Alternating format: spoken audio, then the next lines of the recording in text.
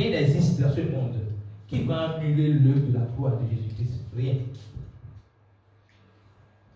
Rien de ce que nous pouvons faire comme opposition à l'égard de l'évangile ne peut empêcher l'évangile de prospérer. L'évangile, c'est comme l'eau. L'eau qui traverse les montagnes.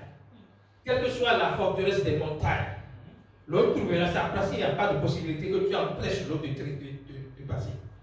Alléluia. Donc l'évangile va continuer à progresser, à prospérer, tant qu'il y a des personnes comme nous capables de se tenir debout pour prêcher et annoncer l'évangile de Dieu. Alléluia. Donc malgré la mort d'Étienne,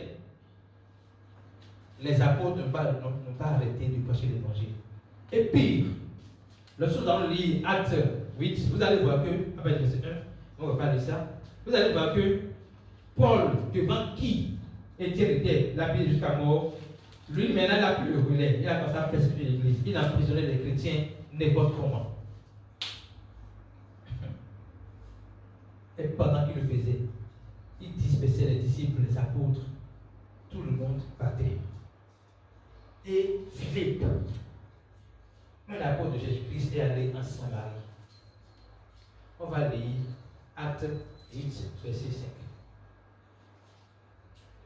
Il est allé en Samarie pour prêcher Christ.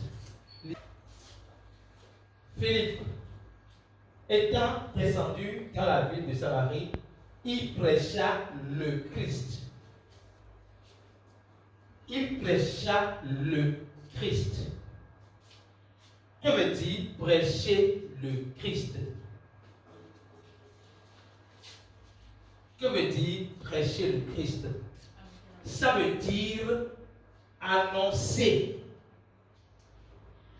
la mort de Jésus-Christ, son ensevelissement, sa résurrection. Parce que la première fois que Jésus s'est révélé à ses apôtres comme le Christ, il a mis l'accent sur quelque chose.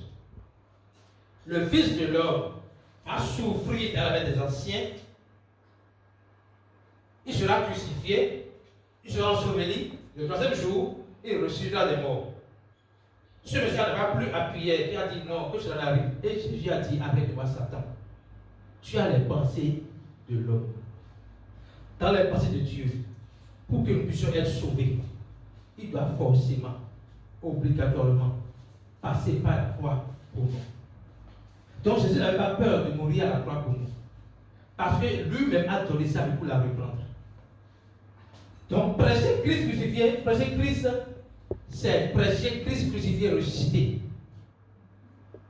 Prêcher le Christ, c'est prêcher Christ crucifié et ressuscité. C'est annoncer que par amour pour nous, tellement Dieu nous a aimés, qu'il a accepté de mourir à la croix pour nous. Ce que Christ a fait, il ne l'a pas fait pour sa propre gloire. Il l'a fait par amour pour nous. Alléluia. Et cette prédication comporte en elle la puissance de Dieu. Les foules tout entières étaient attentives à ce que disait Philippe lorsqu'elles apprirent et virent les miracles qu'il faisait.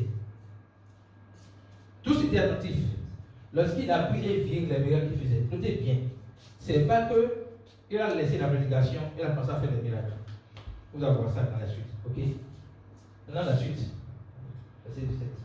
Car les esprits impurs sortirent de plusieurs démoniaques en poussant de grands cris, et beaucoup de paralytiques et de boiteux furent guéris. J'insiste sur quelque chose. Ce n'est pas que il a commencé à toucher les gens, un par un. L'évangile porte en lui la puissance de tout ce que nous avons vu là. De guérir les gens sans les toucher. Parce que celui qui touche les gens, c'est Jésus-Christ. Quand nous touchons quelqu'un, on voit une personne à quelqu'un, la personne, c'est notre main, mais la personne qui touche là, qui touche celui qu'on a touché là, ce n'est pas nous, c'est Jésus-Christ. Je me souviens, à une formation des pasteurs, on a reçu l'inspiration qu'il faut aider les pasteurs à parler en langue, à commencer à parler en langue. Et on a fait un petit enseignement sur parler en langue. Donc j'étais devant là-bas, j'aidais quelqu'un à parler en langue. Quand le pasteur Sylvain m'a dit d'aller derrière pour aller toucher quelqu'un. Donc sur son ordre, je suis allé toucher la personne. J'ai commencé à parler, la personne a commencé à parler en langue. Ce que je ne savais pas, c'est l'effet de ma main sur la personne, c'est ce que je ne savais pas. Il est rentré, il a dit, qu'est-ce qui s'est passé?